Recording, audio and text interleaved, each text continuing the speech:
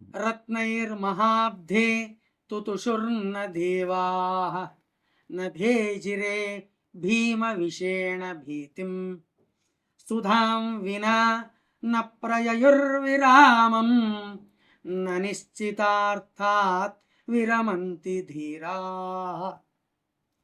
క్షీరసాగర మథనంలో ఉద్భవించిన రత్నాలను చూసిన దేవతలు సంతోషించలేరు. అలాగే అందులో నుండి భయంకరమైన విషం ఉత్పత్తైన అప్పుడు భయపడలేరు. వారికి కావలసినది అమృతం. ఆ అమృతం వచ్చేదాకా వాళ్ళు శ్రమిస్తూనే ఉన్నారు. నిరంతరం శ్రమించి ఆ అమృతాన్ని సాధించారు. అంటే ఇక్కడ చెప్పొచ్చేది, ధీరులు తాము అనుకున్నది సాధించే వరకు మొదలుపెట్టిన కార్యక్రమాన్ని వదిలిపెట్టరు. ఈ మహాకవి భర్తృహరి రాసిన అద్భుతమైన శ్లోకం ఇది. ఈ శ్లోకానికి మనం ఇవాళ మన అతిథితో చర్చించబోయే విషయానికి సంబంధం ఉన్నది. నమస్కారం. నా పేరు డాక్టర్ ఇందారం శ్రీనివాసరావు. విద్యార్థి వికాసం కార్యక్రమానికి విద్యార్థులకు వారి తల్లిదండ్రులకు స్వాగతం. ఈనాటి మన అతిథి డెల్టా విద్యా సంస్థల అధినేత మరియు భౌతిక శాస్త్రాచార్యులైన శ్రీ వేదాంతం శ్రీకాంత్ గారు. వారితో మనం ఇంతకుముందు చేసిన 2 పాడ్కాస్ట్ ఎపిసోడ్స్ అత్యంత ఆదరణ పొందాయి. చాలా విలువైన ప్రతిస్పందన కూడా లభించింది. అందుకని అదే స్ఫూర్తితో మరోమారు వారి నుంచి మంచి విషయాల్ని, అలాగే మంచి విషయం మీద వారి అభిప్రాయాలు, సలహాలు మనం తీసుకుందాం. నమస్కారం డెల్టా శ్రీకాంత్ సార్. నమస్కారం శ్రీనివాస్ గారు. విద్యార్థి వికాసం కార్యక్రమానికి మీకు స్వాగతం. Thank you. అవును, మీరు స్టార్ట్ చేసే ముందు ఒకటి అడగాలనుకున్నాను. చెప్పండి సార్. మీరేంటి ప్రతిసారి భర్తృహరి సుభాషితాన్ని ఉటంకిస్తారు? భర్తృహరి మహాకవి మనకు సంస్కృతంలో చాలా గొప్ప కవి. 2,500 సంవత్సరాల క్రితం సమాజానికి కావలసినటువంటి విషయాల్ని, సమాజాన్ని చదివి శ్లోకాల రూపంలో నిక్షిప్తం చేశాడు ఆయన. కొన్ని యూనివర్సల్ విలువలు ఆయన రాసినవి అప్పుడు ఇప్పుడు ఎప్పటికీ కూడా మీరన్నట్టు అవి యూనివర్సల్, అవి ఎప్పటికైనా వర్తిస్తాయి. చాలా గొప్పవి. ఇవాటి విషయంలో మీ ద్వారానే మేము తెలుసుకోబోయేది భర్తృహరి శ్లోకంలో ఉన్నది. ఆ సారమే నేను రేఖారూపంగా చెప్పాను. ఇవాళ మనం మాట్లాడుకునే ప్రధానమైన విషయం ఐఐటి, జేఈఈ, నీట్ కోచింగ్ విషయంలో, లాంగ్ టర్మ్ కోచింగ్ విషయంలో విద్యార్థులు ఎలా వ్యవహరించాలి. ఎందుకంటే జేఈఈ అడ్వాన్స్డ్ ఫలితాలు వచ్చాయి, కౌన్సిలింగ్ స్టార్ట్ అయింది. చాలా కళాశాలలు కౌన్సిలింగ్ మొదలు పెట్టాయి కూడా. జేఈఈ అడ్వాన్స్డ్ ఫలితాలు వచ్చిన తర్వాత సరైన ర్యాంకులు రాలేదనుకుంటున్నటువంటి విద్యార్థులు, అంటే వారికి తగ్గ, వారి శ్రమకు తగ్గ ర్యాంకు రాలేదు, వాళ్ళ స్థాయికి తగ్గ ర్యాంకు కావాలి అనుకునేటువంటి విద్యార్థులు, అలాంటి ర్యాంకులు రానప్పుడు వాళ్ళు ఏం చేయాలి? వాళ్ళకు వచ్చిన సమస్య ఏమిటంటే, తమకు వచ్చిన ర్యాంకుల ప్రకారం ఎక్కడనన్నా చేరాలా, లేదంటే ఏం తీసుకోవాలి, తనకు వచ్చిన కాలేజీలో చేరాలా, లేక మళ్ళీ రిపీట్ లేదా డ్రాప్ చెయ్యాలా అన్న అయోమయం చాలామంది విద్యార్థుల్లో మొదలైంది. అసలు ఈ విషయంలో ఉండే కష్టాలు, సుఖాలు ఏమిటి అన్నది దయచేసి మీరు కొంచెం మాకు విపులంగా తెలియజేస్తారని మనవి. తప్పకుండా. ఎస్, ఇప్పుడు జోసా కౌన్సిలింగ్ స్టార్ట్ అయింది, బిట్సాట్ కౌన్సిలింగ్ నడుస్తుంది, ఎంసెట్ కౌన్సిలింగ్ స్టార్ట్ అయింది, అట్లాగే వివిధ ప్రైవేట్ ఇన్స్టిట్యూషన్స్ కౌన్సిలింగ్ నడుస్తుంది. సో ఇటు పేరెంట్స్ కానీ అటు స్టూడెంట్స్ కానీ చాలామంది ఒక రకమైన అనిశ్చితత్వ పరిస్థితిలో ఉన్నారు. అంటే స్ట్రైట్ ఫార్వర్డ్గా మంచి ర్యాంక్స్ వచ్చిన వాళ్ళు, వాళ్ళ డెసిషన్ ఆల్రెడీ క్లియర్గా ఉన్నవాళ్ళు చేరిపోతారు. కానీ there are lakhs of students యాక్చువల్గా. అసలు ఏం చేయాలా? అన్న దాంట్లో చాలా చాలా ఇబ్బంది పడుతుంటారు. విద్యార్థులకు అయోమయమే, వారి తల్లిదండ్రులకు కూడా అయోమయమే. అయోమయమే కాదు, ఒక రకమైన ఏమంటారు, విపరీతమైన యాంగ్జైటీ కూడా. ఓహో! చాలా యాంగ్జైటీ ఉంటది ఇప్పుడు. చాలా స్ట్రెస్ ఉంటది. హుహు. ఆ పర్ఫార్మెన్స్ సరిగ్గా జరగలేదని, పర్ఫార్మెన్స్ సరిగ్గా చూపెట్టలేదని స్టూడెంట్ మీద పేరెంట్స్ కోపం ఉంటది. అవును. తర్వాత స్టూడెంట్‌కి నేను సరిగ్గా చేయలేకపోయానే అని ఒక రకమైన ఇన్ఫీరియారిటీ ఉంటది. ఆత్మన్యూనత ఆత్మన్యూనతా భావం డెవలప్ అయి ఉంటది. సో, ఇంట్లో అంత తర్వాత బంధువులు, ఫ్రెండ్సు వీళ్ళనెప్పటికీ ఏదో అడుగుతూనే ఉంటారు. ఏమొచ్చింది? ఎక్కడికెళ్ళాలి అని. అవును. సో, కొందరేంటంటే చెప్పుకోలేక కొన్ని అబద్ధాలు గూడా జెప్తారు. అంటే ర్యాంక్ రాకపోయినా ర్యాంకొచ్చిందని. సో, ఇదొక నిజమైన ఒక సోషియో సైకలాజికల్ ఇష్యూ నడుస్తూ ఉంటది. అవును. అయితే ఏంటి అంటే, మన క్వెషను ఎవరు మన మన డ్రాప్ తీసుకోవచ్చా? డ్రాప్ తీసుకోవడం అంటే కొందరు దీన్ని డ్రాప్ ఇయర్ అంటారు. ఎందుకంటే మనం రెగ్యులర్ కాలేజీలో చేరకుండా దీనికోసమే చదవడం. మన తెలంగాణ, ఆంధ్ర రాష్ట్రాలలో దీన్ని లాంగ్ టర్మ్ అంటాము. ఓకే. లేకపోతే రిపీటింగ్ అంటాం. రిపీటర్స్. సో, ఇప్పుడున్న అవకాశాలు సరిగ్గా లేనప్పుడు హ్మ్. ఈ రిపీట్ చేయడం అనేది ఎంతవరకు సమంజసము అన్నది ఒక బేసిక్ క్వెషన్ అన్నమాట. ఒకటి మాత్రం చెప్తాను. ఈ లాంగ్ టర్మ్ చేయడం గాని, రిపీట్ చేయడం గాని ఎవరు చేయకూడదో ఫస్ట్ చెప్తాను. ఓహో! హ్మ్. అంతే. అంటే ఎందుకు చేయకూడదు, ఎవరు చేయకూడదని ఫస్ట్ మనం మాట్లాడదాం ఒకటి. ఏంటి అంటే, ఇది కేవలం ఎమోషనల్‌గా తీసుకునే డెసిషన్ కాదు. చ వేదాంతంలో గూడా హ్మ్. నేతి, నేతి న ఇతి. ఇది గాదు, ఇది గాదు. నా ఇతి నేతి. ఇది గాదు, ఇది గాదు అని తీసిన తర్వాత హ్మ్. చివరికి మిగిలిందే పరబ్రహ్మం. పర్ అని ఇప్పుడు ఎవరు తీసుకోవద్దు. చెప్పండి. కరెక్ట్. కరెక్ట్. ఇది కేవలం ఎమోషనల్ డెసిషన్ కాదు. అంటే ఎగ్జామ్ రాయంగానే చెడిపోతుందనుకోండి. నేను లాంగ్ టర్మ్ తీసుకుంటానంటారు. అవును. లేకపోతే ఎగ్జామ్ రాసే ముందే చాలామంది పిల్లలు తాము సరిగ్గా చేయలేమోనన్న ఒక ఉద్విగ్నతో ఈసారి పోతే పోయిందిలే మళ్ళీ లాంగ్ టర్మ్ అంటారు. ఇది కేవలం ఒక మన ఆవేశం మీద, మన వీటి మీద తీసుకునే డెసిషన్ కాదు. అంటే మన ఫ్రెండ్స్ రిపీట్ చేస్తున్నారని వాళ్ళతో పాటు రిపీట్ చేయడం గానీ, హ్మ్. లేకపోతే ఇంకొక 1 ఇయర్ ఎట్లైనా వస్తదని కానీ, హుహు. అంటే ఏంటి, ఒక కాలిక్యులేషన్ లేకుండా, ఒక డయాగ్నోసిస్ చేయకుండా, అంటే వాట్ వెంట్ రాంగ్ అనేది డయాగ్నోసిస్ చేయకుండా రిపీట్ చేసే విషయం కాదిది. అంటే గుడ్డిగా తీసుకోవాల్సిన నిర్ణయం గాదు. కాదు. కాదు. ఎందుకు అంటే, మనకు 2 ఇయర్ ఇంటర్మీడియేట్ చేస్తున్నప్పుడు, మన అఫీషియల్ డిగ్రీ ఏంటి? ఇంటర్మీడియేట్. అవును. సో, చాలామంది విద్యార్థులు ఈ ఎస్పెషల్లీ కార్పొరేట్ కల్చర్ అనేది బాగా అయిన తర్వాత, ఒక ఐఐటీ ప్రోగ్రామ్ అని చేరడం అనేది ఒక ఫ్యాషన్ లాగా అయింది. అంటే వాళ్ళ కాలేజ్‌కెళ్ళినప్పుడు దే నో వెరీ వెల్. మనం అంత సీరియస్‌గా చేయలేమని. కానీ ఇంటర్మీడియేట్ ఎట్లాగో చేయాల్సిందే. హ్మ్. So, lot of pretension goes on. అని కొందరు పేరెంట్స్‌కి తెలుసు కూడా, వీడంతా చేయలేడులే, నడవనివ్వండి ఏదో ఐఐటీ ప్రోగ్రామ్ అని అందరూ వెళ్తున్నారు, మనం వెళ్తున్నాం అన్నట్టుగా ఉంటది. సో, యూ కెన్ హైడ్ అనమాట. సో, ఇంటర్మీడియేట్ అయిపోతుంది. ఏదో సమ్ మార్క్స్ వస్తాయి. వాళ్ళకేదో ఆప్షన్ డొనేషన్ అదో ఏదో చూస్తారు, అయిపోతుంది. హ్మ్. సో, అప్పుడు ఐఐటీ ప్రిపేర్ అవుతున్నాం అని చెప్పినా, చెప్పకపోయినా పెద్ద తేడా ఏం పడదు. తేడా. నిజం. కానీ ఇప్పుడేంటి అంటే, ఇంక మనం 1 ఇయర్ దీనికోసం కూర్చున్నాము అంటే, ఇంక నెక్స్ట్ ఇంక ఏమి లే, అంటే మనకు ఆ 1 ఇయర్ తర్వాత మనం చేస్తున్న కోచింగ్ ఇన్‌స్టిట్యూట్ సర్టిఫికేట్ ఏమీ ఉండదు అవును. కదా! అవును. సో,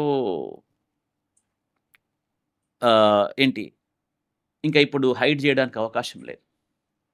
అందుకోసమని ఒక డ్రాప్ తీసుకున్నాము, ఒక 1 ఇయర్ కూర్చున్నాము అంటే, ఖచ్చితంగా ఒక ప్రాపర్ అనాలిసిస్ చేసి మాత్రమే చేయాల్సొస్తది. హ్మ్. అంటే ఏంటి, ఫస్ట్ దీంట్లో మనం గమనించాల్సింది వాట్ వెంట్ రాంగ్ అన్నది. హుహు. స్టూడెంట్ అనేవాడు, లేక పేరెంట్స్ అనేవాళ్ళు వాట్ వెంట్ రాంగ్ అనేది చూసుకోవాలి. వాట్ వెంట్ రాంగ్ అంటే ఏమి తప్పు అయ్యుంటది ఎక్కడ తప్పయింది? అని చాలా నిష్కర్షగా, ఆబ్జెక్టివ్‌గా సెల్ఫ్ అనాలిసిస్ చేసుకునే అవసరం వచ్చిందిప్పుడు. హుహు. అప్పుడు మనకు తెలుస్తుందనమాట, అసలు నేను రిపీట్ చేయొచ్చా లేదా అన్నది. హుహు. చూడండి, వాట్ వెంట్ రాంగ్ అంటే ఏమై ఉండొచ్చు? ఆలోచించండి ఒకసారి. మనం 10థ్ క్లాస్ అయిన వెంటనే ఆ ఇంటర్మీడియేట్ ఫస్ట్ ఇయర్‌కి ఏదో ఒక కోచింగ్ సెంటర్‌లో చేరతాం. ఇప్పుడు జరుగుతున్న కార్యక్రమం ఏంటి అంటే చాలా వరకు అంటే సింగిల్‌గా ఉన్న ఇన్‌స్టిట్యూషన్స్ చాలా తగ్గిపోయాయి. హ్మ్. ఒకప్పుడు రామయ్య గారు, కృష్ణమూర్తి, డెల్టా స్పెషల్ ఇట్లాంటివి ఉండేవి. కొన్ని కొన్ని అక్కడెక్కడ ఉండేవి. ఇప్పుడు ఆటోమేటిక్‌గా వెళ్ళిపోతారు దాంట్లోకి. అయితే కార్పొరేట్ వాళ్ళు చేసిన మాయ ఏంటి అంటే టాప్ స్టూడెంట్స్‌ని తీసుకొచ్చి టాప్ స్టూడెంట్స్ ఎప్పుడో పట్టుకుంటారు. ఏది సిక్స్త్, సెవెంత్ ఏరియాలోనే పట్టుకుంటారు. వాళ్ళకి నైన్త్, 10థ్ లోపల ఇంటర్మీడియేట్ సిలబస్ అయిపోతుంది. హుహు. సో, వాళ్ళని 11థ్‌లో స్టార్ట్ చేసిన వెంటనే డైరెక్ట్‌గా ఐఐటీ ప్రోగ్రామ్ అని స్టార్ట్ చేస్తారు. వాళ్ళకి స్టార్ట్ చేయడమే కాకుండా వాళ్ళు తీసుకున్న అందరికీ ఇదే ప్రోగ్రామ్ ఉంటది. హుహు. నిజానికి చాలామందికి తెలీదు. ఒక సీక్రెట్ చెప్తా నేను. హ్మ్. ఈ సో కాల్డ్ టాప్ ర్యాంకర్స్‌కి అనేది ఒక రెగ్యులర్ క్లాస్‌లో లేకపోతే అట్లా ఏముండదు. వాళ్ళందరిని ఒక ప్రత్యేకమైన ఒక మంచి హర్మ్యాలలో పెట్టేసి హ్మ్. అందరూ టాప్ స్టూడెంట్స్ అంతా ఒక చోట ఉంటారనమాట. వాళ్ళకి ఎవరినో కొంచెం టాప్ టీచర్స్ చాలా తక్కువ మంది ఉంటారు. వాళ్ళకి కొంచెం హై పేమెంట్ ఇచ్చేసి, వాళ్ళని పంపించేసి, వాళ్ళకి సరియైన ఒక గంటనో, 2 గంటలో అసలు దాంట్లో సీక్రెట్ ఆ కాన్సెప్ట్స్ ఎట్లా చేయాలి అనేది జాగ్రత్తగా చెప్పి, ఇంకా వాళ్ళకి పనిచ్చేస్తారు. హుహు. వాళ్ళకి వాళ్ళే హెల్ప్ చేసుకుంటారు. సో, వాళ్ళకు ఒక టైమ్ టేబులో ఒక ఇట్లా ఏముండదు. మార్నింగ్ టు ఈవినింగ్ వాళ్ళు చదువుకుంటూనే ఉంటారు. అంతే. అంతే. హాలిడేస్ ఉండవు. పేరెంట్స్‌ని కలవరు. సో, అంటే ఏంటంటే మీకు ఇంకొక కొంచెం అనాలజీ చెప్పాలంటే మనం పందెం కోళ్ళని మేపుతుంటాం గదా! అవును. ఇక్కడేమో మేపడంతో పాటు వాళ్ళకి సరిపోయిన ఇది టీచింగ్ గూడా ఉంటది. హుహు. టీచింగ్ అంటే ఒక రెగ్యులరైజ్డ్ టీచింగ్ అని కాదు. ఎప్పుడు అవసరమైతే అప్పుడు. టాప్ నాచ్ టీచర్స్ వస్తారు, చెప్తారు. హ్మ్. వాళ్ళు ర్యాంక్స్ ప్రొడ్యూస్ చేస్తారు. అవును. సో, వాళ్ళు సరే వాళ్ళు ర్యాంకులు తెచ్చుకుంటారు. వాళ్ళ వల్ల వీళ్ళకి డబ్బులొస్తాయి. కానీ ఇట్లాంటి ప్రోగ్రామ్‌ని అంటే డైరెక్ట్‌గా 11థ్, 12థ్‌లో స్టార్ట్ అయ్యే ప్రోగ్రామ్‌ని చాలామంది పిల్లలకు పెట్టేస్తారు. హుహు. పెట్టేసేసరికి చాలామందికి అసలు అర్థం కాదు. ఏం చేస్తున్నామో తెలియదు. సో, ఫస్ట్ మిస్టేక్ అక్కడ జరుగుతది. దాంట్లో కొంచెం ఇంకొంచెం బెటర్‌గా ఉన్న పిల్లలేమో తట్టుకుంటారు. వాళ్ళకి మళ్ళీ బ్యాచెస్ సెపరేట్ చేస్తారు. ఇక మామూలు చాలామంది ఒక టాప్ 10%లో కొంచెం ఈ ఈ ప్రోగ్రామ్‌లు అంతో ఇంతో యూజ్ చేసుకుంటారు గానీ 90% పీపుల్ అసలు ఏమీ తెలీదు. అవును. నేను గూడా విన్నా. అవును. వాళ్ళకసలు ఏం జరుగుతుందో తెలీదు. సో, ఇది first thing which went wrong. So, పిల్లలు నేను రిపీట్ చేయాలి అనుకుంటే ఇది ఆలోచించాల. ఇంకా తర్వాత అంటే అది సిస్టమ్ డ్రివెన్ మిస్టేక్స్ ఇవి. అంటే నేనే సిస్టమ్‌లో ఉన్నాను. నాకేమొచ్చింది? నేనేం చేయగలను? ఇకపోతే సెల్ఫ్ డ్రివెన్‌ది కూడా ఉంటది. కొంత సైకలాజికల్‌గా కొంత ఏమంటారు వాళ్ళ యాటిట్యూడ్ వల్ల. కొందరేంటి టైమ్ వేస్ట్ చేస్తారు. అంటే మామూలుగా స్ట్రెస్ తట్టుకోవడానికే ఉంటది. బట్ కొందరు టైమ్ వేస్ట్ కూడా చేస్తారు. హ్మ్. చదవరు. మోటివేషన్ ఉండదు. సో, ఇట్లాగా పిల్లలు ఈ ఈ ఇంతకుముందు జరిగిన దాంట్లో ఏమైంది? హ్మ్. అనేది వాళ్ళకి క్లియర్‌గా ఉండాలనమాట. ఉంటేనే మనం ఒక ప్రాపర్ డెసిషన్ తీసుకోవడానికి అవకాశం ఉంటది. అవును. అయితే నేను first I went for I will go for who. First we addressed what. అంటే వాట్ వెంట్ రాంగ్. అవును. ఇది ఒక్కొక్క స్టూడెంట్‌కి ఒక్కొక్కలాగా ఉంటది. అంటే ఇది చాలా ఎలాబొరేట్‌గా ఉంటది. బట్ ఫైనల్లీ అవును. Thing is what went wrong. ఇంకా సెకండ్ ఏంటంటే మనకు హూ షుడ్ రిపీట్. ఎవరు? ఎవరు రిపీట్ చేయొచ్చు? ఏమిటి నుంచి ఎవరు? ఎవరు? అయితే ఎవరు రిపీట్ చేయాలన్న దానికి నేను మోర్ ఆబ్జెక్టివ్ రీజన్స్ చెప్పే కంటే ముందు ఒక విషయం చెప్తాను. స్ట్రాంగ్‌గా సైకలాజికల్‌గా వెరీ స్ట్రాంగ్‌గా ఉన్న పిల్లలు మాత్రమే రిపీట్ చేయాలి. హుహు. ఇంతకుముందు చెప్పా కదా! It's a very, very stressful job ఇది. అవును. అంటే కేవలం దీనికోసమే కూర్చుంటున్నాం కాబట్టి ఇంకా ఈ సీట్ రాకపోతే ఎలా? ఒక దీక్షనే ఇంకది. ఒక దీక్ష అది. హ్మ్. దాంతో పాటు స్ట్రెస్ కూడా యాడ్ అయితది. అవును. హ్మ్. ఇంతకుముందు సీట్ రాకపోతే ఏమైంది? ఇంటర్మీడియేట్ సర్టిఫికేట్ అంతే. వచ్చింది. సర్టిఫికేట్ వచ్చింది. ఇప్పుడేమి రాదు ఇంకా. You are open. సో, అందుకోసమని సైకలాజికల్‌గా వెరీ, వెరీ స్ట్రాంగ్ ఉన్న పిల్లలే రిపీట్ చేయాలి. మనం ఏమంటామంటే when things get tough, the tough get going అంటాం. సో, ఇది మాత్రం అందరికీ ప్రీ కండిషన్. నేను చెప్పే కొన్ని 2, 3 కేటగరీస్ ఉన్నాయి. కానీ ఈ కేటగరీస్‌లో అందరికీ ఉండాల్సిన ఒక కామన్ ఫీచర్ ఏంటి అంటే they should be psychologically very strong. High highly attitudinal. High attitude ఉండాలి. హై యాంబిషన్ ఉండాల. ఫెయిత్ ఉండాల తన మీద తనకి. అండ్ డిఫికల్ట్ థింగ్స్ చేయడానికి రెడీగా ఉండాల. అంటే ఈ దీక్ష కమ్యూనికేట్ చేయడానికి రెడీగా ఈ ఉండాలా. దీక్ష మధ్యలో బలహీన పడవద్దు. పడద్దు. చూడండి నేను కొన్ని వర్డ్స్ యూజ్ చేసినాను. అవును. ఏంటి? You should be very very positive. అంటే సైకాలజీ ఆటోమేటిక్గా మనకు అది మన మన బాడీ సైకిల్ ఉండాలి. నేను పాజిటివ్గా ఉంటాను. పాజిటివ్గా ఉంటానంటే ఏంటి? ఇవాళ ప్రాబ్లం రాలేదు, రేపు వస్తుంది, రెడీ ఉండాలి. రెడీగా ఉండాలి. ఈ వీక్లో మార్క్స్ రాలేదు, నెక్స్ట్ వీక్లో వస్తాయి, తట్టుకోవాలి. తట్టుకోవాలి. నాకు డిసెంబర్ దాకా మార్క్స్ రావట్లేదు, నాకు జనవరిలో కూడా మార్కులు వస్తాయి. జనవరి కాకపోతే నాకు ఏప్రిల్లో అది క్లియర్ చేస్తాను. ఆశావాదం. ఏప్రిల్లో నేను 90%తో క్వాలిఫై అయిన అడ్వాన్స్గా still I will do it. So this is being positive. ధీమా. ఎస్. అండ్ తర్వాత డిఫికల్ట్ థింగ్స్ చేసే అలవాటు ఉన్న పిల్లలు ఉండాలి. All the time do difficult things, not easy things. ఈ రెండింటితో పాటు ఒకటి కమ్యూనికేట్ చేసే కెపాసిటీ ఉండాలి పిల్లలకి. That's most important. చాలామంది పిల్లలు క్లాసులు ఇట్లా కూర్చుంటారు ఉత్తిగానే. వాళ్ళ కష్టం ఏంటో మనకు తెలియదు, సుఖం ఏంటో తెలియదు. అండ్ ఒకవేళ పిల్లలు ఏమైనా కష్ట సుఖాలు చెప్పుకోవాలంటే వినే నాతుడు ఉండడు ఆ సైడ్ నుంచి చూస్తే. బట్ ఈ 3 క్యారెక్టరిస్టిక్ ఫీచర్స్ అయితే తప్పకుండా ఉండాలి. ఇవి ఉన్న తర్వాత అందరికీ ఇవి నేను కొన్ని కేటగిరీస్ మీకు చెప్తా ఇప్పుడు. కానీ ఏ కేటగిరీ స్టూడెంట్ అయినా కూడా, కేటగిరీ అంటే నేను మనం కొన్ని క్లాసిఫై చేస్తున్నాం ఎట్లాంటి స్టూడెంట్స్ రిపీట్ చేయాలన్నది. సో ఇవన్నీ ఏ పిల్లలకైనా కూడా ఈ కండిషన్స్ మాత్రం పక్కా ఉండాలి. అయితే ఇది ఎవరికి తెలియాలి అనేది ఒక పెద్ద క్వశ్చన్ వస్తుంది. ఫాదర్కి తెలిసి ఉండాలి, మదర్కి తెలిసి ఉండాలి, స్టూడెంట్కి తనకు తాను తెలిసి ఉండాలి. భాగస్వామి. నేను ఎవరు ఒక స్టూడెంట్ ఇట్లాగే వచ్చాడనమాట. అకాడమిక్ క్వాలిఫికేషన్స్ చూస్తుంటే పర్లేదు, రిపీట్ చేయొచ్చు అనిపించింది. కానీ ఈ క్వశ్చన్ అడిగా నేను, అసలు నువ్వు తట్టుకుంటావా అని. లేదు సార్, నేను తట్టుకోలేను, నేను ఆ ప్రెషర్ తట్టుకోలేను. Then I said don't repeat. అంటే అకాడమిక్ క్వాలిఫికేషన్స్ ఉన్నప్పటికి కూడా, రిపీట్ చేయడానికి అకాడమిక్ రిక్వైర్మెంట్స్ ఉన్నప్పటికి కూడా స్ట్రెస్ తట్టుకోలేని పిల్లలు ఈ లాంగ్ టర్మ్కి రాకూడదు. అది ఫస్ట్. ఇంకా పోతే మనం will go to more details. అంటే అకాడమిక్ రిక్వైర్మెంట్స్ ఎట్లా ఉండాలి, లేకపోతే వాళ్ళు ఆల్రెడీ చేసిన వాళ్ళు సాధించిన రిజల్ట్స్ ఎట్లా ఉన్నాయి, దాన్ని బట్టి మనం కొంత క్లాసిఫై చేయొచ్చు. ఫస్ట్ క్యాండిడేట్ ఏంటంటే నియర్ మిస్ క్యాండిడేట్స్ అంటారు. నియర్ మిస్ క్యాండిడేట్స్, కొద్దిలో మిస్ అయిన విద్యార్థులు. ఇది స్ట్రైట్గా వీళ్ళు పర్ఫెక్ట్గా రిపీట్ చేయాల్సిన క్యాండిడేట్స్. నియర్ మిస్ క్యాండిడేట్స్ అంటే ఏంటో చెప్తా మీకు, ఒక నంబర్స్లో చెప్తా మీకు నేను. ఐఐటి మెయిన్స్లో 98% వచ్చింది, 98 పర్సెంటైల్ అంటే దాదాపు ర్యాంక్ ఒక 20,000+ ఉంటుంది. ఇది మెయిన్స్ ర్యాంక్ ఆల్ ఇండియా. తర్వాత అడ్వాన్స్డ్లో ఒక 120+ మార్క్స్ వచ్చినాయి, 120, 125, 130 మార్క్స్ వచ్చినాయి. జేఈ అడ్వాన్స్లో ర్యాంక్ ఒక 11,000, 12,000 అట్లా వచ్చింది. నేను మాట్లాడుతుంది ఓపెన్ బాయ్స్ అన్నమాట. బేసిక్గా వీళ్ళకి 11,000, 12,000 వచ్చే సీట్ రాదు. బిట్స్ కూడా మంచి మార్క్సే వచ్చినాయి. మేబీ ప్రాబబ్లీ 280, 290 అట్లా రాలేదు. సో 230, 240 వచ్చినాయి.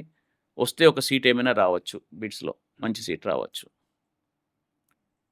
కానీ వీళ్ళు బిట్ సాట్కి వెళ్ళాలంటే కొందరికి ఎట్లా ఉంటుంది అంటే, అంత ఫీ దాదాపుగా 4 సంవత్సరాలకి ఒక 30 లక్షల దాకా అవుతుంది. అంటే లోన్స్ వచ్చినప్పటికి కూడా చాలామంది అంత అవసరం లేదనుకుంటారు. నిజంగా కూడా ఒక్కొక్కసారి అది కరెక్టే, నాట్ ఆల్ ది టైం. లేక వాళ్ళకి అన్నిటికంటే ఎక్కువ ఈ పిల్లలలో ఏంటి అంటే, వీళ్ళు ఇక్కడ దాకా వచ్చారు అంటే ఒక చిన్నగా ఏదో ఒక మిస్టేక్ జరిగి ఉంటుంది. అంటే ఒక సబ్జెక్ట్లో మార్కులు రాకపోవడము, లేకపోతే ఆ రోజు కొంచెం టెన్షన్ పడడము, కొంచెం ఏమన్నా పేపర్ టఫ్ ఉండొచ్చు. పేపర్ టఫ్ అందరికీ ఉంటుంది కదా. పేపర్ టఫ్ ఉన్నప్పటికీ కూడా ఆ ర్యాంక్ రావడం అంటే అంత ఈజీ ఏం కాదు. వీళ్ళు పోవడానికి రీజన్ ఏంటంటే, ఒక జనరల్ ఒక సబ్జెక్టు సరిగ్గా చేయకుండా ఉంటారు. మ్యాథ్స్ కెమిస్ట్రీ బాగా చేసి ఫిజిక్స్ చేయకపోవడము, మ్యాథ్స్ ఫిజిక్స్ బాగా చేసి కెమిస్ట్రీ చేయకపోవడము. అంతేకాదు, దీంట్లో ఇంకొక నెంబర్స్ కూడా పెడతాను నేను. కొందరు ఏంటంటే ఒక సబ్జెక్ట్లో క్వాలిఫై అవ్వరు, దే గెట్ 150 మార్క్స్, బట్ కెమిస్ట్రీలో క్వాలిఫై కాని మార్కులు వస్తాయి. అంటే వీళ్ళంతా ఏంటి అంటే, they should ask a question to themselves, do I deserve better? So they should think whether they really deserve better. అంటే ఒక క్వశ్చన్ సెల్ఫ్గా అడుక్కోవాలన్నమాట. మ్మ్. ఒక ఇది చూడండి, ఇది ఏంటంటే ఇలాంటి ఎగ్జామ్స్ అనేవి కొంత ప్రాబిలిటీస్, ఒక లక్ మీద ఆధారపడతాయి. సో అదే ఒక సబ్జెక్ట్లో తక్కువ మార్కులు రావడం కానీ, లేకపోతే ఒక సబ్జెక్ట్లో క్వాలిఫై కాకపోవడం కానీ, లేక ఆ రోజు ఆరోగ్యం బాగాలేకపోవడం కానీ, లేక అంతేకాదు ఒక్కొక్కసారి ఏమవుతుంది ఈ మధ్యన అంటే అక్కడ ఎగ్జామ్ హాల్లో ఆ సిస్టమ్స్ కొంచెం మొరాయిస్తున్నాయి. ఒక 15 నిమిషాలు లేట్ అవ్వడం కానీ. అవును. సో ఇట్లాంటి క్యాండిడేట్స్ తప్పకుండా రిపీట్ చేయొచ్చు. సాంకేతిక సమస్యలు ఏ ఉన్నా కానీ యా, చేయలేరు కదా. సో ఇట్లాంటి వాళ్ళు తప్పకుండా రిపీట్ చేయొచ్చు. అయితే వీళ్ళు ఎక్కడైనా ఇప్పుడు ఏదో బిట్స్లో సెటిల్ అయిపోవచ్చు కదా, లాంగ్ 1 ఇయర్ ఎందుకని చాలామంది అంటుంటారు. కానీ they know inside them that they deserve better. They know that they are the candidates for IIT advanced and top institutions. ఇట్లాంటి పిల్లలు చాలామంది ఉంటారు, చాలామంది ఉంటారు. నిజంగా వాళ్ళు మాత్రం హ్యాపీగా they can go for long term. There is no doubt about it. So but ఇక్కడ కూడా కొంత అనాలిసిస్ చేయాల్సి వస్తుంది వాళ్ళు. ఎందుకు అంటే ఒక సబ్జెక్ట్ బాగా చేయకపోవడం రీజన్ ఏంటి, అది కరెక్ట్ చేసుకోకుండా రిపిటేషన్ చేయడం అనేది మీనింగ్లెస్ అవుతుంది. నేను ఇంతకుముందు చెప్పే కదా, ఇది ఎమోషనల్ డెసిషన్ కాదు. ఒక పర్టికులర్ సబ్జెక్ట్లో వాడు ఇబ్బంది పడ్డట్టు వానికి ఎవరు సహాయం చేయాలి మరి? సరి అయిన క్వశ్చన్ అడిగారు మీరు. ఇక్కడ మాత్రం ఇది ఒక పెద్ద ఇష్యూ. ఇది జనరల్గా స్టూడెంట్కి తెలుస్తుంది నేను సరిగ్గా నాకు సరిగ్గా రావట్లేదని. కానీ ఎందుకు రావట్లేదు, ఏం జరిగింది ఈ సబ్జెక్ట్కి అంటే రకరకాల రీజన్స్ ఉంటాయి కదా. ఎట్లా ఉంటాయి, ఒక టీచర్ కొన్ని రోజులు వాళ్ళకి వస్తాడు, ఒక ఫిజిక్స్లో కొందరు టీచర్ వస్తాడు, ఆయన బాగానే ఉంటాడు, వీళ్ళ పిల్లలు ఆయనకు అటాచ్ అయి ఉంటారు, ఆయన సడన్గా వెళ్ళిపోతాడు. ఒక బ్యాడ్ టీచర్ వస్తాడు, ఇంకా దాంట్లో నుంచి వాళ్ళు బయటపడరు కదా. తర్వాత కొందరికేమో కెమిస్ట్రీ ఇష్టంగా ఉండదు, మ్యాథ్స్ ఫీస్ బాగా చేసే పిల్లలకి. I have seen many students with me అనమాట. మీరు వాళ్ళు ఏమైనా చేయండి అంటే కొన్ని ఎక్స్టర్నల్ రీజన్స్ ఉన్నాయి, కొన్ని ఇంటర్నల్ రీజన్స్ ఉన్నాయి అంట నేను. అయితే ఈ రీజన్స్ ఐడెంటిఫై చేయాలి అంటే బెస్ట్ ఎవరంటే వాళ్లకు చెప్పిన టీచర్స్ కానీ, లేక వాళ్ళ పేరెంట్స్ కానీ, లేక తను స్వతహాగా స్టూడెంట్ కానీ. బట్ అది ఒక గైడ్ లాగా వాని నిర్ణయం కరెక్టో కాదో చెప్పి సరైన మార్గాన్ని నడపడానికి మీరు అన్నట్టు ఆ కన్సర్న్ సబ్జెక్టు గురువు దగ్గరికి వెళ్ళాల్సిందే. ఎస్, యాక్చువల్గా ఏంటంటే ఇప్పుడు కూడా కాదు. ఎస్, చాలామంది శ్రీనివాస్ గారు నా దగ్గరికి కొత్త స్టూడెంట్స్ వస్తారు, ఇట్లాంటి సమస్యలు తీసుకొని వస్తారు, సార్ ఏం చేయమంటారని. నేను చాలా టైం ఇస్తాను వాళ్ళకి. కానీ ఎంత టైం ఇచ్చి నేను అండర్స్టాండ్ చేసుకోవడానికి ట్రై చేసినా కూడా నేను 2 years చెప్పిన స్టూడెంట్కి ఇవ్వగలిగిన సలహా అట్లాంటి వాళ్ళకి ఇవ్వలేను. నా దగ్గర జనరల్గా 2 years చదువుతారు, వాళ్ళకి రాలేదు అనుకోండి, వాళ్ళ పేరెంట్స్ వచ్చినప్పుడు నాకు ఒకటే మాట, వీడిని రిపీట్ చేయొచ్చు లేకపోతే చేయొద్దు, ఎందుకంటే we have seen him through 2 years. So అందుకోసమని డెఫినెట్గా ఎవరైనా ఒక టీచర్ ఈ పిల్లల మీద శ్రద్ధ ఉంచి వాళ్ళకు కొంత టైం ఇచ్చి అబ్జర్వ్ చేసిన టీచర్ ఎవరైనా ఉంటే he's the best judge. But ఆయన కూడా టైం ఇచ్చి పిల్లవాడిని లేక అమ్మాయి అంతరంగం కనుక్కొని కదా, ఉతికినే మనం చేయమని అంటే వాళ్ళు చేయడం కాదు అక్కడ. కరెక్ట్ డయాగ్నోస్ చేయడం కూడా ఇంపార్టెంట్. అంటే పిల్లల అభిప్రాయానికి విలువనిచ్చి, అదే ముఖ్యం. ఇప్పుడు నువ్వు టాలెంట్ ఉంది కానీ కొందరికి ఏంటంటే నాకు ఇంకా ఇది అవసరం లేదు, I got fed up with that. ఎందుకంటే నవడేస్ బర్న్అవుట్ వస్తుంది పిల్లలకి. 9th నుంచి 8th నుంచి అదే చేస్తారు కదా, చాలా చదివిన తర్వాత కూడా ఏదో అయింది నాకు వద్దు అంటారు పిల్లలు. సో అట్లాంటి వాళ్ళని బలవంతంగా చేయడానికి ఉండదు. వాళ్ళకు అంటే నియర్ మిస్ అన్నా కదా, ఈ నియర్ మిస్లో కూడా రిపీట్ చేయకూడని స్టూడెంట్ ఎవరు అంటే a student who is already felt burnt out. But ఆ స్టూడెంటే కనుక లేదు అసలు నథింగ్ డూయింగ్, నాకు 1 year అనేది ఇష్యూయే కాదు అంటే చెప్పే కదా, it's not whether can I repeat but whether should I repeat కదా. సో నథింగ్ డూయింగ్ బికాజ్ చూడండి, ఒక 1 year అంటే ఇట్లా చూడగానే అయిపోతుంది. సో ఈ 1 year పోయిన తర్వాత తన గ్రోత్ అనేది హైయర్ లెవెల్లో స్టార్ట్ అవుతుంది. ఇప్పుడు నేను ఇట్లా చెప్పిన పిల్లలకి రేపు అంటే 10,000, 11,000, 10,000, 13,000 ఇట్లా వచ్చిన పిల్లలకి రేపు తప్పకుండా ఒక 2000 లోపల వచ్చే అవకాశం ఉంది. And that's a big change కదా! కాబట్టి అట్లాంటి పిల్లలు అవును. హ్యాపీగా రిపీట్ చేయొచ్చు. హ్మ్. ఇంకొక థర్డ్ కేటగరీ చెప్తా నేను. లాస్ట్ కేటగరీ చెప్తా. ఫస్ట్ మిడిల్ కేటగరీకి వచ్చే కంటే ముందు. థర్డ్ కేటగరీ ఏంటి అంటే అన్‌ప్రిపేర్డ్ స్టూడెంట్ అంటా నేను. అన్‌ప్రిపేర్డ్. అంటే క్లాస్‌లోకెళ్ళినారు. అంటే అన్‌ప్రిపేర్డ్ అంటే నా ఉద్దేశ్యం కేవలం పిల్లవాడు ఇండిసిప్లిన్‌తో అన్‌ప్రిపేర్డ్ అని కాదు. హుహు. He was disciplined but he did not know how to prepare. Or he started knowing it after 1 year. Or they were preparing but 1 year దాకా అసలు వాళ్ళకి నిజంగా ఎట్లా ప్రిపేర్ అవ్వాలో తెలీదు. చూడండి ఇది తెలీదని కూడా కాదు. కొందరేంటంటే 1 ఇయర్ తర్వాతనే ఫ్లవర్ అవ్వడం స్టార్ట్ అవుతారు. హ్మ్. సో, వాళ్ళ ప్రిపరేషన్ సరిగ్గా ఉండదు. ప్రిపరేషన్ సరిపోదన్నమాట. సరిపోదు. ఇది కరెక్ట్. ప్రిపరేషన్ సరిపోదు వాళ్ళకి. సరిపోనప్పుడు ఏంటి? నేను మామూలుగా అంటాను. సెకండ్ టైమర్ అంటాను. ఎవరన్నా పేరెంట్స్ అడిగినప్పుడు, లేదండి he is a second timer అంటాను. ఈవెన్ ఫస్ట్ ఇయర్ అడ్మిషన్ తీసుకునేటప్పుడు కూడా నేను కొంతవరకు దాన్ని చెప్పగలను. ఎవరన్నా వచ్చి లేదండి వస్తదా మా వాడికి అంటారు. మనం రకరకాలుగా టెస్ట్ పెట్టి మాట్లాడి కూడా మేబీ అండి ఫస్ట్ టైమ్ రాకపోవచ్చు అని చెప్తా మొదలే నేను. హుహు. ఫస్ట్ టైమ్ వచ్చే అవకాశం లేదు. బట్ మీకు ఓపిక ఉంటే సెకండ్ టైమ్ కూడా రాయొచ్చని. సో, ఇది బేసికల్‌గా ఈ కేటగరీ ఏంటాం మనం అన్‌ప్రిపేర్డ్ అన్నాం. What ever reason. హ్మ్. వీళ్ళు రిపీట్ చేయొచ్చా లేదా అనేది ఒక పెద్ద క్వెషన్. ఇది చాలా ఏమంటారు సెన్సిటివ్ విషయం ఇది. ఒకవేళ ఈ అన్‌ప్రిపేర్డ్ స్టూడెంట్స్ అనేవాళ్ళు గనక చూడండి ఇది చాలా చాలా ఇది నేను ఇంతకుముందు చెప్పినట్టుగా క్రిటికల్ విషయం ఇది. ఫర్ ఎగ్జాంపుల్ ఎవరో టౌన్స్‌లోనో లేకపోతే విలేజెస్‌లోనో ఏదో అక్కడ కూడా ఒక బ్రాండ్ నేమ్ ఉన్న కాలేజ్ ఉంటది. దాంట్లో చేరారు. హ్మ్. హ్మ్. ఐఐటీ, జేఈఈ, అడ్వాన్స్డ్, మెయిన్స్ అనేదో పేర్లు పెట్టినారు గానీ వాడు జరిగింది మాత్రం ఇంటర్మీడియేటే. ఇంటర్మీడియేట్. ఫీ అనేది తీసుకున్నారు. ఏదో మెటీరియల్ ఇచ్చినారు ఎక్కడి నుంచో తీసుకొచ్చి. ఎందుకంటే material is available everywhere now. ఆ మెటీరియల్ ఇచ్చేస్తే పిల్లలు ఏదో స్ట్రగుల్ చేస్తారు గానీ అసలు టీచర్లకే చెప్పరాదు. ఇది ఎంత గమ్మత్తుగా ఉంటదంటే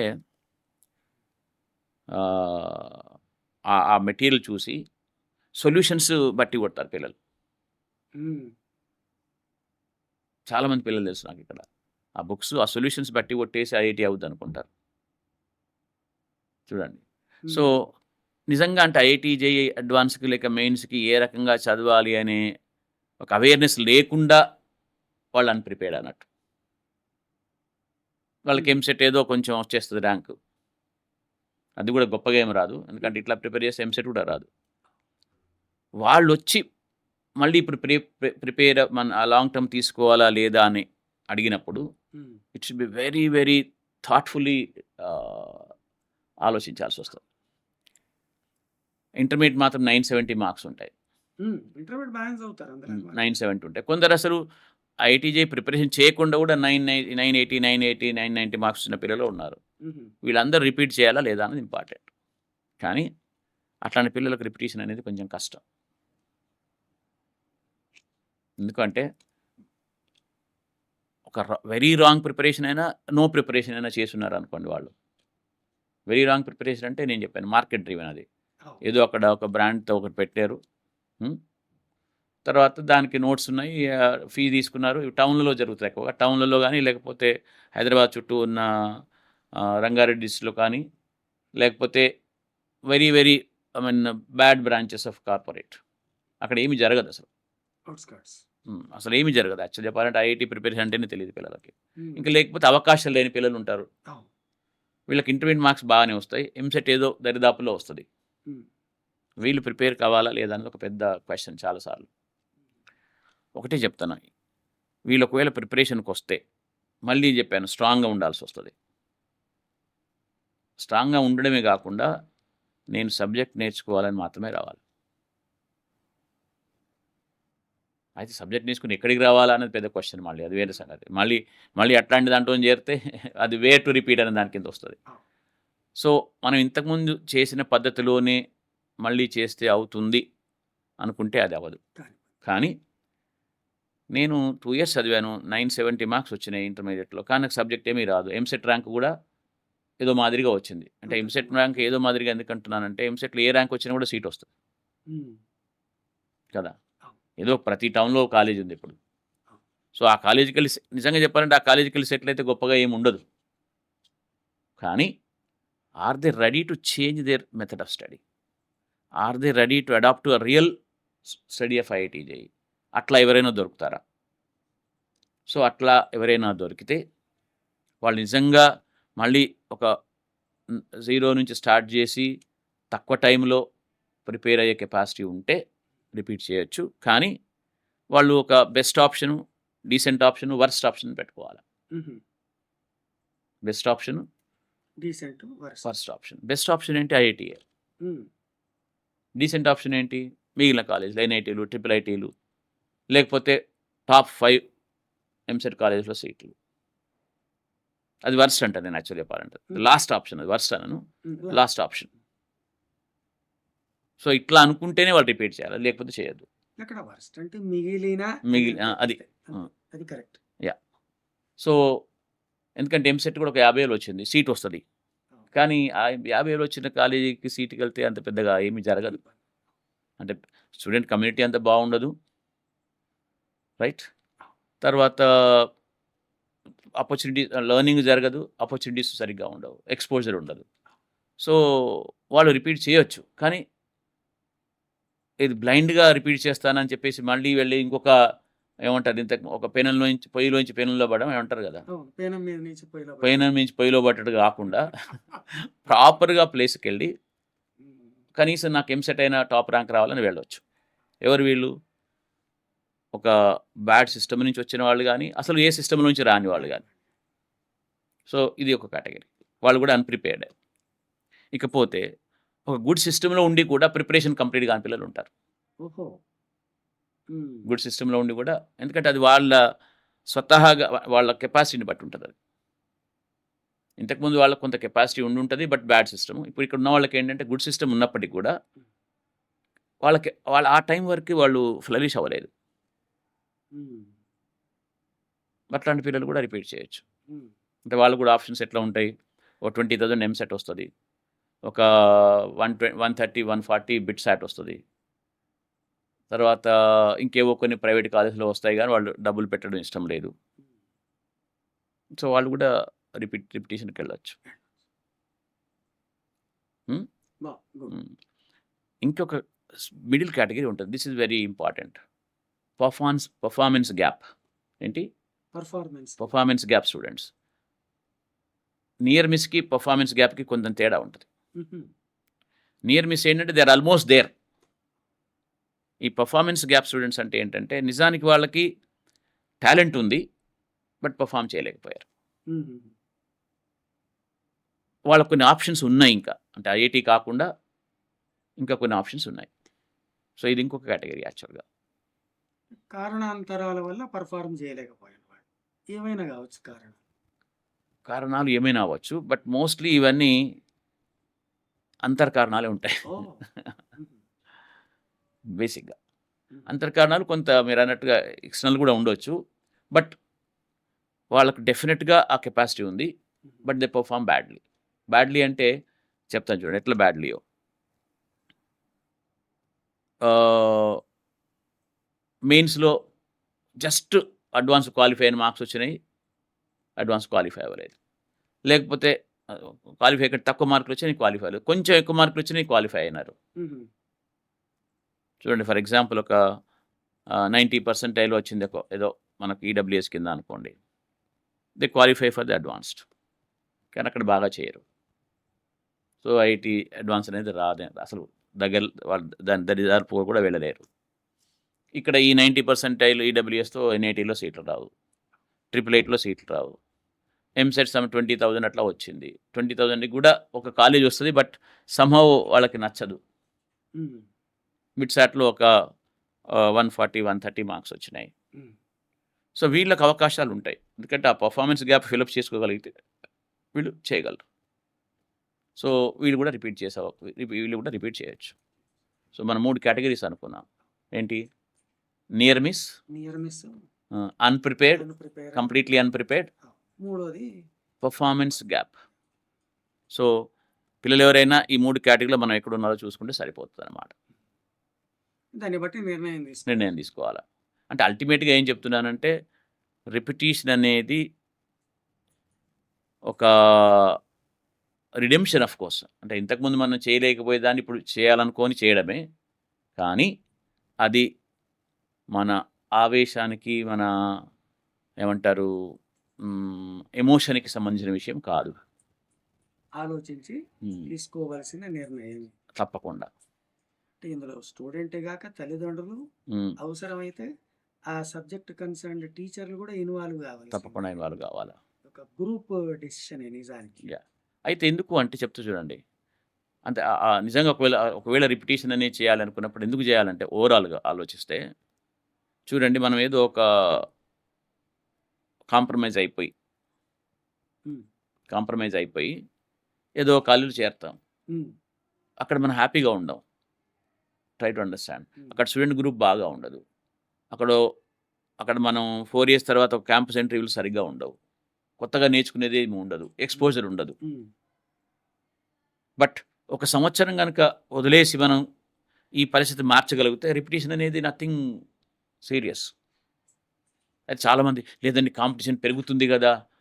ఏమవుతదో అట్లాంటి అవసరం లేదు. కాంపిటీషన్ ఎప్పటికీ ఉంటుంది. ఎప్పుడు పెరుగుతది and you should be ready to face competition గదా! కరెక్ట్. కాంపిటీషన్ ఫేస్ చేయకపోతే మరి ఇంకా లైఫ్‌లో ముందుకెట్టా ఎళ్తాం?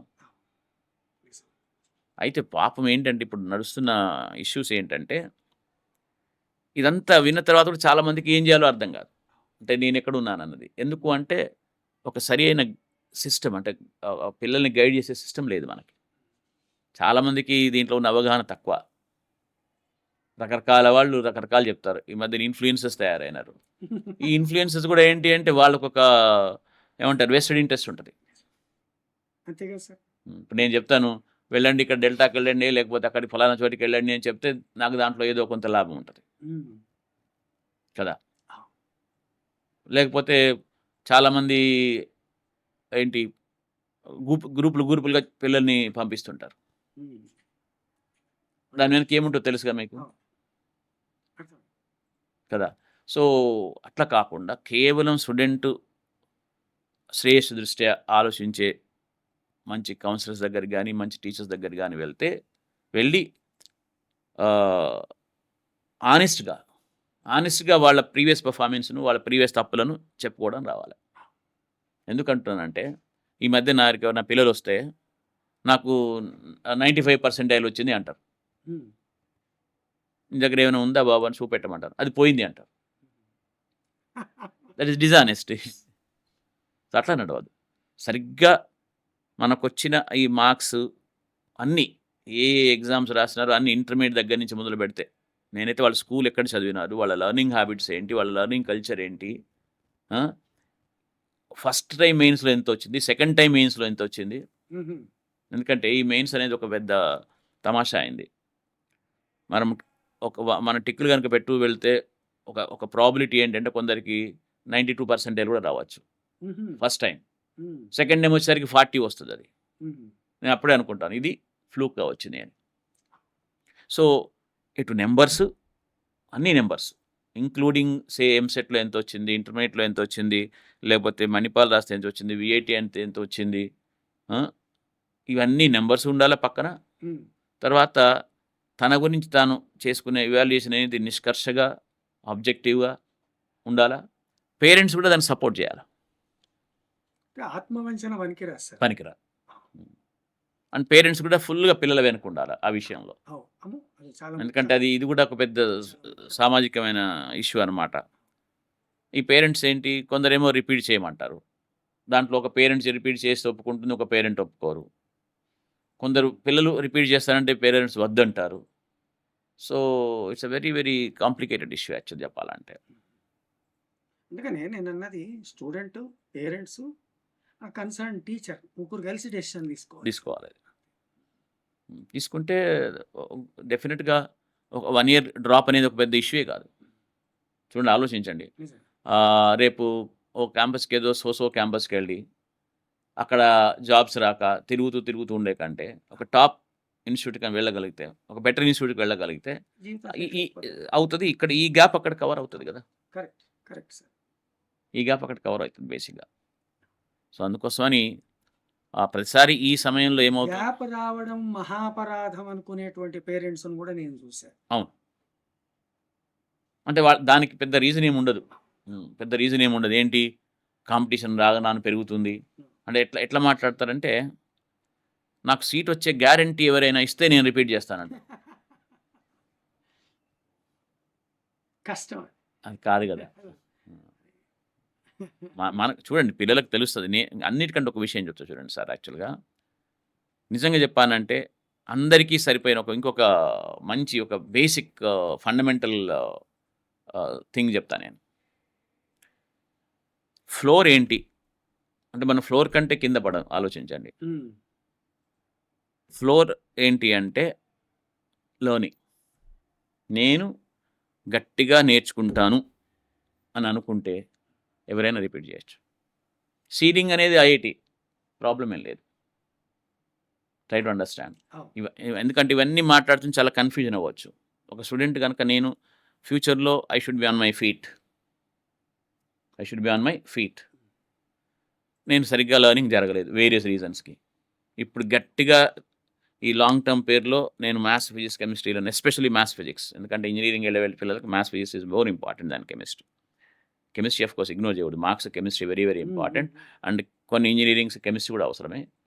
So chemistry subject should never ignore. కానీ ఈ రెండు మ్యాథ్స్, ఫిజిక్స్ మాత్రం టోటల్ అప్లికేషన్ మళ్ళీ ఇంజనీరింగ్లో వస్తుంది. నేను స్ట్రాంగ్గా లేను, నేను ఇంజనీరింగ్కి వెళ్తే కాన్ఫిడెంట్గా ఉండలేను అనుకున్న పిల్లలు హ్యాపీగా రిపీట్ చేసుకోవచ్చు. ఏమీ అవ్వదు యాక్చువల్ చెప్పాలంటే. కానీ దీనికి అన్ని రకాల సపోర్ట్ ఉండాలి. మంచి పేరెంట్స్ సపోర్ట్ ఇవ్వాలా, ఇన్స్టిట్యూషన్ సపోర్ట్ ఇవ్వాలా. సో ఎందుకంటే ఇప్పుడు లెర్నింగ్ జరగట్లేదు కదా, ఇట్స్ మగ్గింగ్. అంటే చూడండి, నేను ఇంతకుముందు పద్ధతిలో నేను మళ్ళీ రిపీట్ చేస్తా అంటే ఏమీ రాదు, ఏమీ అవ్వదు, అంతే కదా, వేస్ట్ అవుతుంది.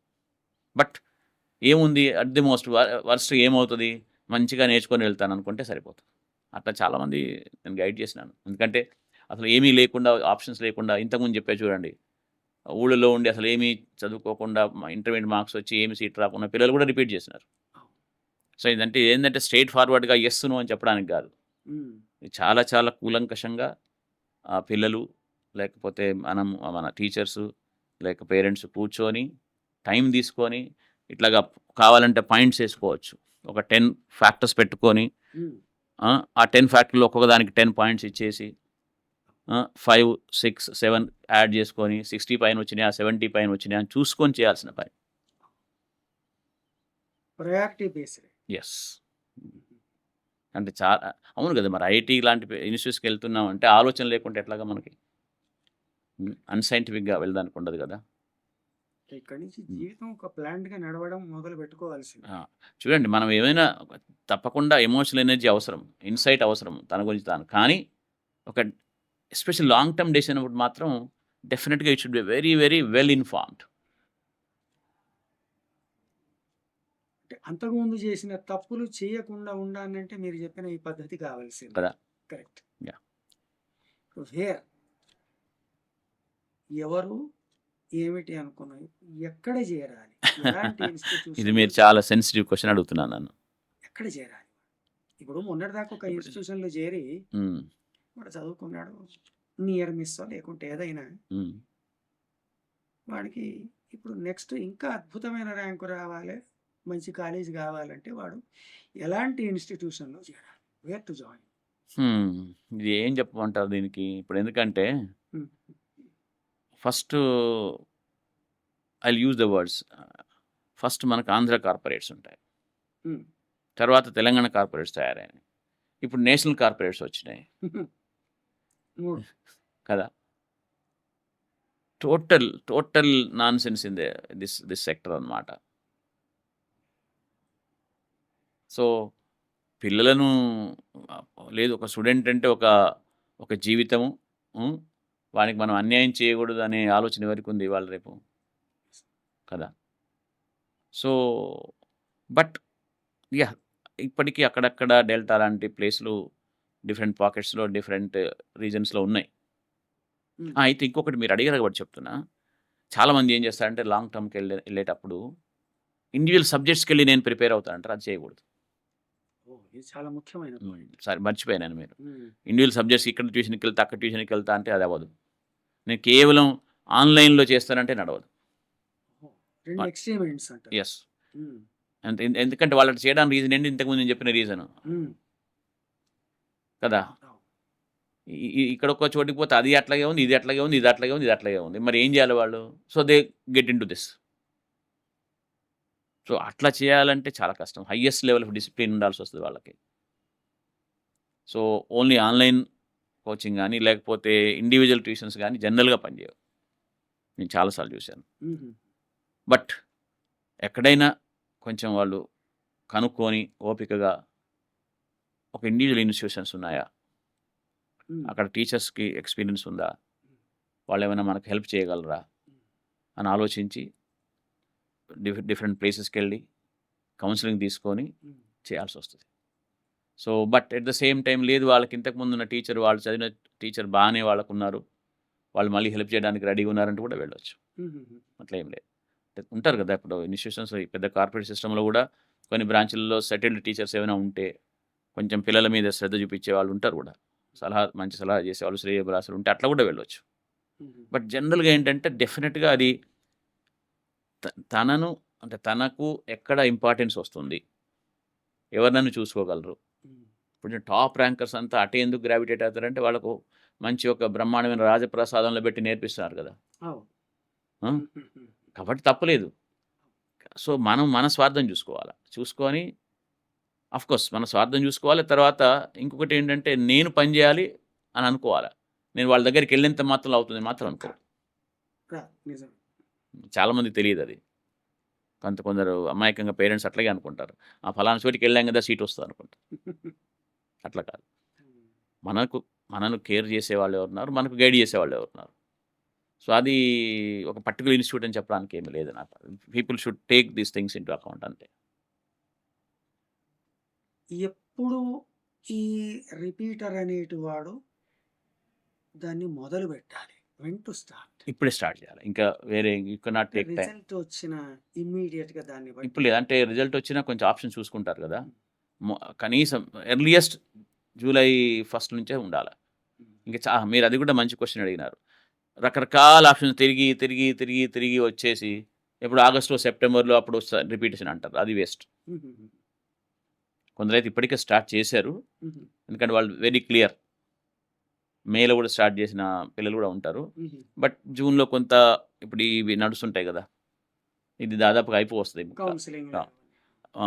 ఇంకా లాస్ట్ ఏంటంటే జూలై కంటే తర్వాత స్టార్ట్ చేస్తే మాత్రం దే కెనాట్ క్యాచ్ అప్.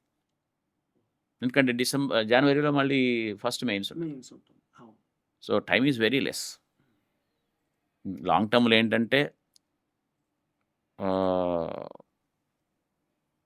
మనం ఇంతకుముందు చదివిన దగ్గర మొదలుపెట్టడం కాకుండా ఏమైద్దంటే ఫాస్ట్‌గానైనా మళ్ళీ మొదలుపెట్టాల్సొస్తది. ఇప్పుడు నా నెక్స్ట్ ప్రశ్న అదే. హ్మ్. How to start?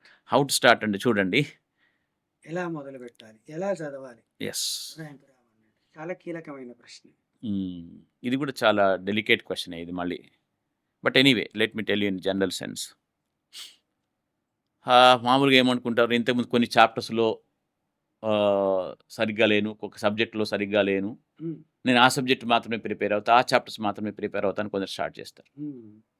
పనికిరాదు. పనికిరాదు. ఎందుకు పనికిరాదంటే వాళ్ళకి తెలియందేంటంటే మ్యాథ్స్‌లో 95% 96% లాస్ట్ టైమ్ వచ్చింది. హ్మ్. ఎందుకొచ్చింది అంటే వాళ్ళకి మ్యాథ్స్ ఇష్టము. కానీ ఫిజిక్స్, కెమిస్ట్రీ వదిలేసి ఎక్కువ టైమ్‌లో దాన్ని చేసుంటారు. హ్మ్. అదొక మిస్‌లీడింగ్ కైండ్ ఆఫ్ నంబర్ అయితదది. హ్మ్. మీరు 1 అవర్‌లో చేసుండరు. 1 అవర్ 15 మినిట్స్‌లో చేసుంటే 2 అవర్స్ తీసుకొని మ్యాథ్స్‌లో 95% వచ్చింది. కాబట్టి నాకు మ్యాథ్స్ బాగా వచ్చనుకుంటారు. మ్యాథ్స్ నీకు ఇంట్రెస్ట్ ఉంది. కానీ exam preparedness was not great. ఎందుకు అంటే you took more time and ignored physics, chemistry. ఇంక నేను ఫిజిక్స్, కెమిస్ట్రీ చదువుకుంటే వస్తదనుకుంటారు. అట్లా జరగదు. హుహుహు. తర్వాత అదే చెప్పా గదా! అంటే ఇంతకుముందే అన్నా నేను. మనం ఇంతకుముందు చేసిన మెథడ్‌ను జాగ్రత్తగా పరిశీలించి, ఒక కొత్త బిగినింగ్ చేయగలుగుతారా లేదా అన్నది. అయితే కొత్త బిగినింగ్ చేస్తే చాలామంది టైం సరిపోదంటారు. లేదు. రెండే వర్డ్స్. ఫాస్ట్‌గా చేయాలి. మళ్ళీ డీప్‌గా చేయాలి. హుహు. అంటే జీరో దగ్గర స్టార్ట్ చేయాలి. ప్రతి సబ్జెక్ట్‌కి ఇంపార్టెన్స్ ఇవ్వాలి. హుహు. ఇస్తూ మనకిష్టమైన సబ్జెక్ట్‌కు ఇంకా గట్టిగా చదువుతూ ఇంతకుముందు వీక్ ఉన్న సబ్జెక్ట్‌ని ఇంప్రూవ్ చేయాలి. So, once again very, very balanced kind of decision చేసుకోవాల్సొస్తది. చాలా ప్లాన్డ్‌గా వెళ్ళాల్సింది. ఈ చాలా బ్యాలెన్స్డ్‌గా ఆలోచించాలి. అన్నీ కూడా పైపైన సూపర్ఫిషియల్‌గా మాట్లాడితే ఇది జరిగేది కాదు. హ్మ్. అన్ని సబ్జెక్ట్‌లకి ఇంపార్టెన్స్ ఇవ్వాలి. మ్యాథ్స్ స్ట్రాంగ్‌గా ఉంది. ఇంకా స్ట్రాంగ్ చేసుకోండి. 99%గా 99.9 తెచ్చుకోండి. ఫిజిక్స్ స్ట్రాంగ్‌గా ఉన్నారు. ఫిజిక్స్‌లో ఇంకా తెచ్చుకోండి. ఎందుకు అంటే లాస్ట్ టైమ్ ఫిజిక్స్‌లో 95 వచ్చినాయని ఈ సంవత్సరం 99 వస్తాయని గ్యారంటీ ఏముండదు. It's once again fresh beginning. Fresh beginning in terms of planning of course. Learning ఎక్కడ పోదు గుర్తుపెట్టుకోండి. హ్మ్. వాళ్ళకి ఇంతకుముందు నేర్చుకునేవి ఎక్కడ పోతాయి? పోవు కదా! కానీ మళ్ళీ లెసన్ 1 నుంచి మొదలుపెట్టాలి. ఫాస్ట్‌గా చేయాలి. డీప్‌గా చేయాలి. అంటే ఇప్పుడు ఇంటర్‌తో పాటు ఈ ఐఐటీ, జేఈఈ ప్రిపరేషన్ అంటే ఇంటర్మీడియేట్‌కి కూడా కొంచెం టైం ఇవ్వబడేది. అవును. ఇప్పుడు ఓన్లీ ఇది మాత్రమే ఉంటుంది కాబట్టి కాబట్టి ఇదొక అడ్వాంటేజే కదా! అవును. దాన్ని చెప్తున్నా కదా! ఒక అవకాశం ఉంటది. రిస్క్ ఉంటది. కరెక్ట్. బాగా హ్మ్. చెప్పారు సార్. నిజం. రిస్క్ ఏంటి? అయ్యో! రాకపోతే ఎలా అని. అవకాశం ఏంటి? ఇదే పని కదా! అంతే. ఇదే పని కదా! ఇంకా. అదొక తపస్సే. ఆ! ఫుల్ ఫ్లెడ్జ్‌గా కాబట్టి చేయాల్సింది. That's an advantage. యెస్. చివరగా మీరు పర్సనల్‌గా తల్లిదండ్రులకు ఈ రిపీటర్ హ్మ్. స్టూడెంట్‌కు ఏం అడ్వైస్ ఇవ్వదలుచుకున్నారు? హ్మ్. సరే ఇప్పుడు మనం చెప్పిన దాంట్లో చాలా అడ్వైస్‌లు వచ్చే ఉంటాయి. వచ్చేసినాయి. అంతా వచ్చేసినాయి వచ్చేసినాయి. ఆటోమేటిక్‌గా. బట్ ఒక ఇంకేమైనా ఒ మిగిలుంటే అంటే ఏం లేదు. ఇది కేవలం ఒక జనరిక్ స్టేట్మెంట్ ఏంటి జనరల్ స్టేట్మెంట్ ఏంటి అంటే ఇంతకుముందు మీరు భర్తృహరి చెప్పారు కదా! ఏది సముద్ర మథనం అవును. వాళ్ళు రకరకాల కష్టాలొచ్చినాయి. ఏదో విషమొచ్చింది, ఇంకేదో వచ్చింది, ఇంకేదో వచ్చింది. ఫైనల్‌గా అమృతం వచ్చింది. అవును. కదా! అనుకున్నది సాధించారు. అనుకున్నది సాధించినారు. ధీరుడు. యెస్. సో, నేను అదే చెప్తాను మళ్ళీ. నిజానికి లాంగ్ టర్మ్ చేయడం అనేది కొంత రిస్క్‌తో కూడుకున్నప్పటికీ, రిస్క్ తీసుకుంటేనే ఫలితం ఉంటది. కానీ బెండ్ బట్ నాట్ బ్రేక్ అంటారు. అంటే రిస్క్ తీసుకున్నా చేయలేని స్టూడెంట్స్ ఎవరైతే ఉంటారో, చేయలేకపోని స్టూడెంట్స్ ఎవరైతే ఉంటారో వాళ్ళకి దాని గురించి రాకూడదు. దానికి మనం ఆల్రెడీ కేటగరీస్ చెప్పినాం. కానీ ఈవెన్ ఒక 50% అవకాశాలు నేను వాళ్ళకి అనిపించినా గూడా రిపీట్ చేయొచ్చు. 10% మాత్రం 10-20%, 30% పెంచుకునే అవకాశం ఉంటది. కాబట్టి ధైర్యంగా లాంగ్ టర్మ్ చేయడానికి ఆలోచించండి. సరైన వాళ్ళ సలహాలు తీసుకోండి. పేరెంట్స్ గూడా కంప్లీట్‌గా సపోర్ట్ ఇయ్యాలి పిల్లలకి ఈ విషయంలో. అంటే ఏం లేదు. నాయనా నువ్వు మళ్ళీ ట్రై చెయి. మీ వల్ల నువ్వు సక్సెస్ అవ్వకపోయినా you will be my dear student my dear daughter and my dear son. Dear ward. My dear నా నా నా నా అంతే. బిడ్డవు. అంతే. నా ప్రియమైన బిడ్డవు. Just don't bother. Just go ahead. ప్రోత్సాహం ఇవ్వడంలో ప్రోత్సాహం చాలా వాళ్ళ ఎక్కువగా ధర్మం ఇవ్వాల్సొస్తది. అది. నిజం. నేను చెప్పా గదా! ఇప్పుడు ఒక మంచి మాట అన్నా నేనేంటి? Whether you succeed or fail you going to be my son or daughter. అంతే. అండ్ వీళ్ళు గూడా no, no, no. I have something in me. I want to prove. రామాయణంలో కూడా సుందరకాండలో హనుమంతుడు సీతమ్మ వారి కోసం లంకంతా వెతుకుతాడు. రాజప్రాసాదాలన్నీ కనిపించవు. పాపం ఒక రకమైన నర్వస్‌నెస్ అన్నది వస్తుంది. కానీ మళ్ళీ అనుకుంటాడు. ఏం చేసైనా మళ్ళీ మళ్ళీ సీతమ్మ వారు దొరికేదాకా, కనిపించేదాకా వెతకాల్సిందే. అలా వెతుకుతాడు. అశోకవనంలో సీతమ్మ వారు కనిపిస్తుంది. అనుకున్నది సాధిస్తాడు. యెస్. రాముల వారికి ఇన్ఫర్మేషన్ ఇస్తాడు. ఇదే మీరిచ్చిందే ఇంకా గొప్ప సందేశం నా దానికంటే. ఆ! ఈ డ్రాప్ గురించి లేదా రిపీటర్స్ గురించి మా విద్యార్థులకు, వారి తల్లిదండ్రులకు చాలా చక్కటి ఏమంటాం అడ్వైజులు ఇచ్చారు. చాలా చక్కగా దాని వెనక ఉన్నటువంటి ఎలా వర్కౌట్ చేసుకోవాలి వాళ్ళు. చాలా చక్కగా చెప్పారు శ్రీకాంత్ సార్. మీకు నమస్తే. మా అందరి పక్షాన కృతజ్ఞతలు. నమస్తే. నమస్కారం సార్.